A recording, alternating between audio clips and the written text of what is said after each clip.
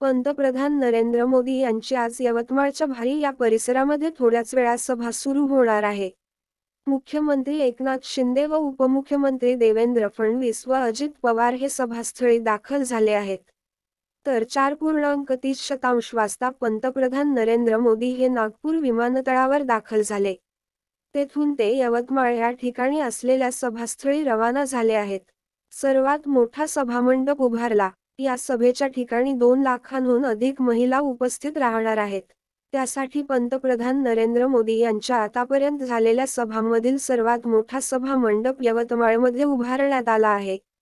या सभांसाठी नागपुरात राहुल गांधी यांच्या सभेसाठी वापरलेल्या खुर्च्या आणल्या गेल्या. त्याचे फोटो देखील सकाळी व्हायरल झाले होते.